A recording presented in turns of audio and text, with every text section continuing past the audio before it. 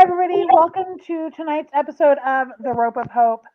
First off, let me say how happy I am to be able to be back with everybody. Taking a month off was hard, but definitely necessary. As you can see, I am now on oxygen because of my recovery from COVID. So it's been a process, but I am so glad to be back with everybody.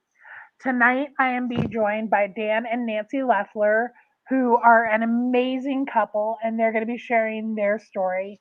Before we get started, though, you guys know I work really hard at this.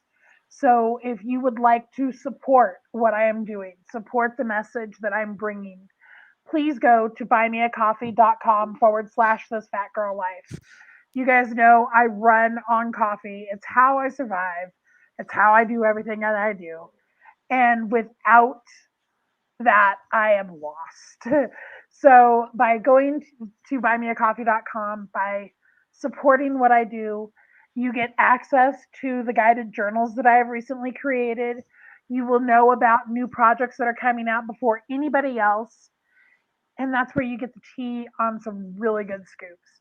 So again, buymeacoffee.com/, this fat girl life.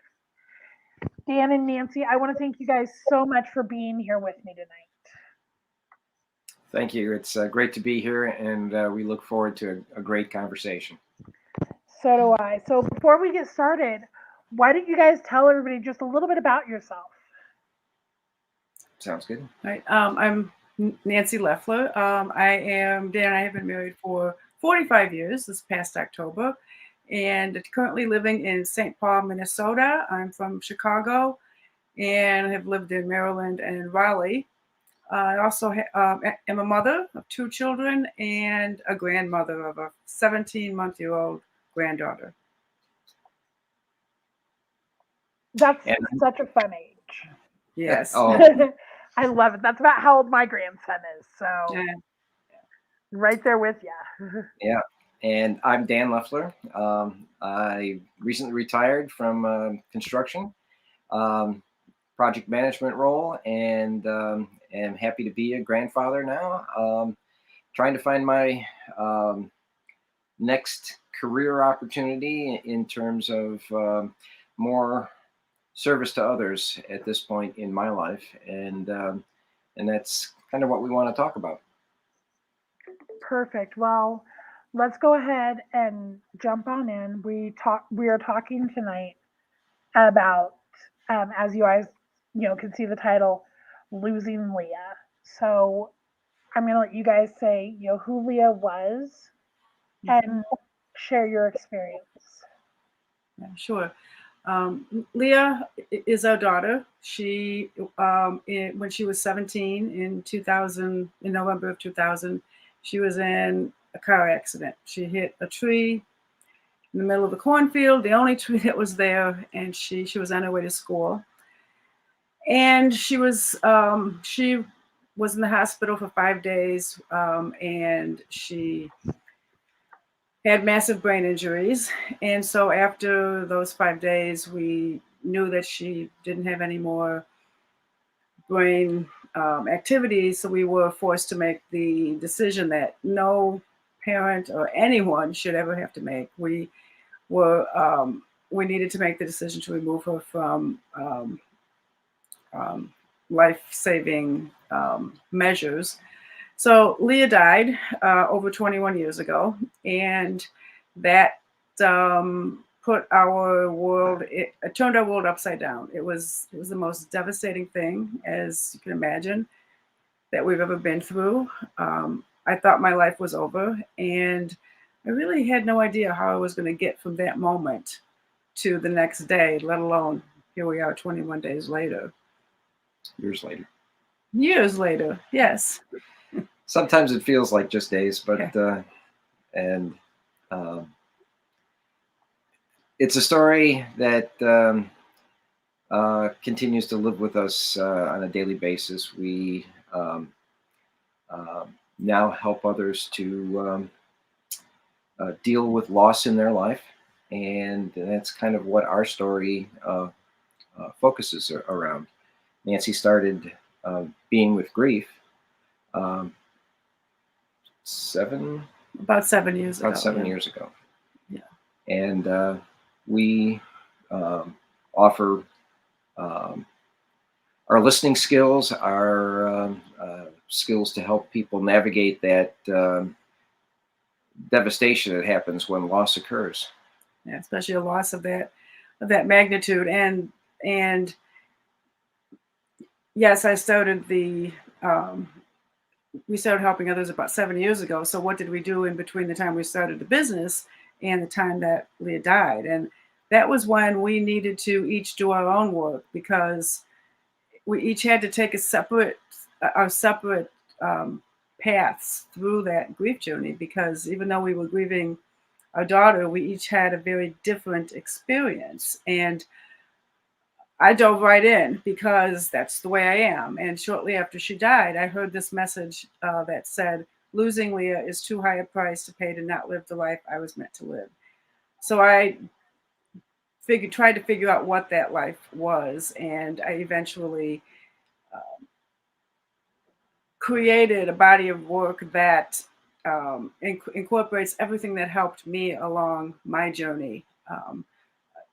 Present moment awareness, self-care, inner child work, and things that I learned along the way. And I took a few classes and trainings and things like that. So I am certified in the mindfulness practice that I teach. And I basically work very intuitively, and I go wherever my client wants to go in the safe space that we create together. And let me say, men and women just grieve differently. We're built differently, and where Nancy jumped right in, I struggled.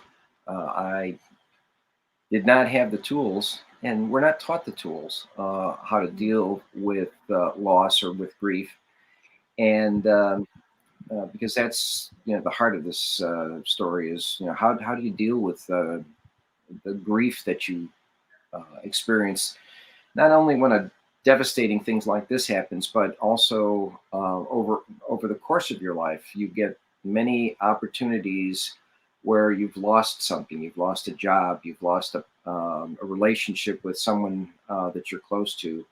Um, we're not taught how to navigate those losses, and so when something big happens, it threw me under the bus, and I struggled. I needed to figure out what was going to be right for me. And I initially saw someone who helped me to verbalize the things. And I think that's one of the things that men hold inside many times, the hurt that they feel, and they don't feel comfortable sharing it. And my hope is that I can help others to get in touch with that, express it, and then move toward the healing that is necessary in order to live a full life. Yeah. So, Nancy, this question is going to be more geared towards you, because you guys' story has stuck with me since I interviewed you at the beginning months ago. And I've kind of struggled with, kind of wrapping my head around how, as a mother, I would be able to handle this. And I kept, for months now, I've heard this quote from the movie Steel Magnolias when her daughter passes, and she makes the comment of she was always prepared to go first. Mm-hmm. That that's how it's supposed to be. So, mother to mother, how do you even wrap your head around bringing this life into the world and then having that taken away? Yeah. I don't wrap my head around it. I bring it into my heart, and my heart can hold it. And my heart understands it. And that's part of what the practice that I teach helps us to do, to unravel those stories that our mind wants to tell us all the time about how can it be possible that my daughter is no longer physically here. And I wanted to slice and dice that story over and over and over again to try to get a different outcome. Now, I was convinced that if I did it right and if I did it enough, I'd be able to bring her back, and that wasn't going to happen. So my head can't wrap, even 21 years later, my head still cannot wrap itself around the fact that she is not here. And my heart can. My heart, I've learned that my heart is an alchemical vessel that can hold everything. And it's part of the mystery. I don't always understand what's happening. And when I'm able to be in my heart and I'm able to hold those feelings of pain and devastation and look, it's really learning how to meet those feelings in my heart rather than process them in my head. Did that answer your question? Yeah, Yeah. I'm sorry. Yeah. Yeah. It's not something that I'll ever figure out in my head. I'll never know why, and it's learning to release that why and be with the feelings of my heart. And when I am, though, I'm able to. It's such deep work that when I'm able to be with those feelings in my heart, they soften, they shift. I receive insights. It's really profound work. And now you guys have kind of almost changed the conversation around grief with Yes, what that you're doing. absolutely. Yes, it's we believe that it's important to talk about grief. No, Dan hasn't mentioned it yet, but he's an advanced grief recovery specialist, so he works differently than I do. But we feel like we need to talk about grief. We need to get better at feeling all of our feelings. We don't like to feel uncomfortable and painful feelings, whether they're feelings of grief or otherwise. We like to think that if we put them away long enough, we won't have to think about them, that they'll go away. And that's when they get louder. You know, Dan likes to say we're not pressure cookers, and that's one of the things that we've all experienced. We push them down long enough, whether we're using distraction or other things like that, to push them away, and then they get louder and more intense to get our attention, and then all of a sudden it's the rage, or it's the um, blowing off steam, or throwing our feelings on someone else who don't deserve it. So that those are all things that happen when we don't meet the feelings that are here. So, trying to think how to. There was something that came out of this then. Yes, but it we always knew that we wanted to honor her in some way, and it started the night that while she was still in the hospital, where we invited her teenage friends to come in and to say goodbye to her. One of the things that we've learned is that people aren't very good at goodbyes, especially at that. And as a teenager, Right. they have the expectation that they're going to live forever, and have that stark reality Yeah. uh, that here is one of their own that experienced this terrible accident, and um, and so it has become part of our work to do that, change the conversation, and to help people initiate the and give them the words, or help them with the words that they can bring back to their friends, their family, their um, people in their group that may not know how to express their feelings. And because in naming it and talking about her, it allowed a healing in us to happen, and we wanted to share that with others so that you don't have to carry that burden. That was another thing that we learned. If something no longer serves you, it's okay to find what you need in order to move forward. Yeah, and doing this work gives our lives meaning and purpose again, which I didn't think I would ever have. So if somebody is struggling, if they've experienced a profound loss and they're really struggling with it, and they, see this and they want to reach out to you, how do they work with you? I work one-on-one. I work right now. I'm working virtually, although pre-COVID I worked in person. So now I can work with people all over the world. So we work one-on-one, and I work. I really create a body of work for that specific person because everyone's a little bit different, and we have an initial consultation where we get to see what's where they're at, and they get to witness a little bit of how I work, and then we have a conversation about what the best thing is. Some people work for me for a year. I have what I call a year-long quest, because that's kind of like a year we get to go through all the milestones. It's a really nice container. I have people who work with me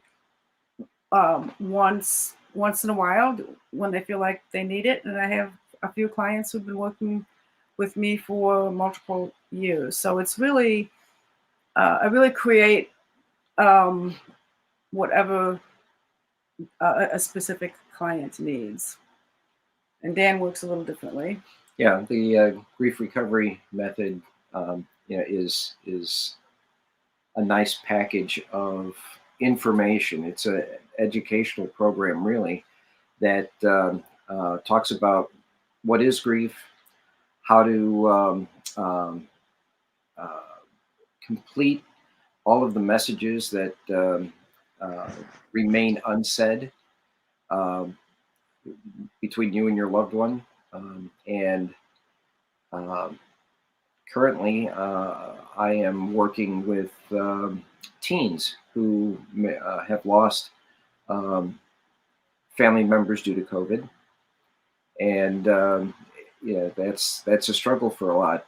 They experience depression, don't know what to do, and or how to dig themselves out of this low time in their life, and to realize that they may feel low right now, but that's not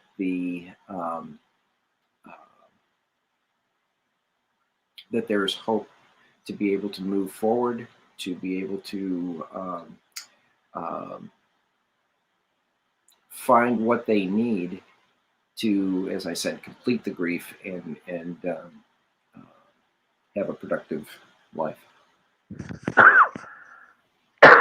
I'm so sorry. I want to thank you guys so much for sharing all of this.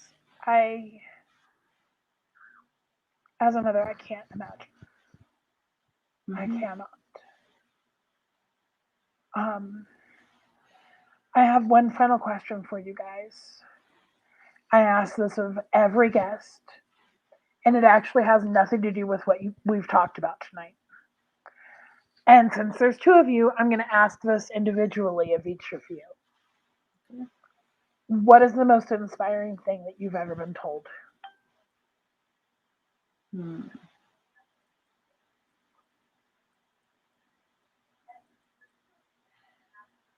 Most inspiring thing that I've ever been told came from my son's friends. They thanked me for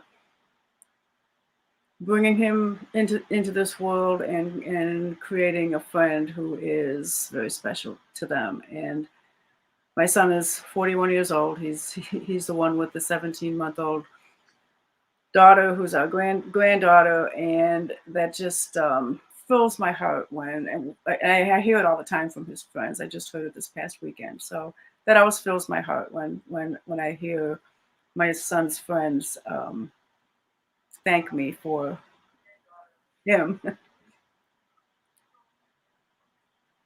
That's a hard one to beat. No competition there. Right. I mean, and you know, so many moments to choose from that boy, I'm at a loss to pick one.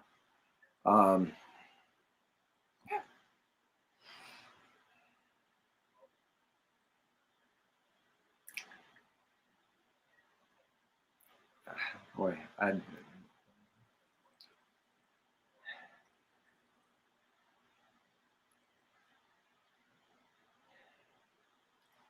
the most inspiring is hearing that granddaughter of ours just say "Papa." Right now, I think my husband would totally agree with you right there, because that's what our grandbaby calls him. Mm-hmm. I think he would agree with that one right there. There's many of them, but right now I'm kind of in that grandfather mode, and that just melts my heart. Yeah. I totally get it. Anytime my little man looks at me and says "Nana," all bets are off, and he can have anything he wants. Right. All's right with the world.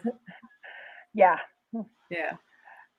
Well, again, I want to thank you so much for coming on my show and for sharing your story.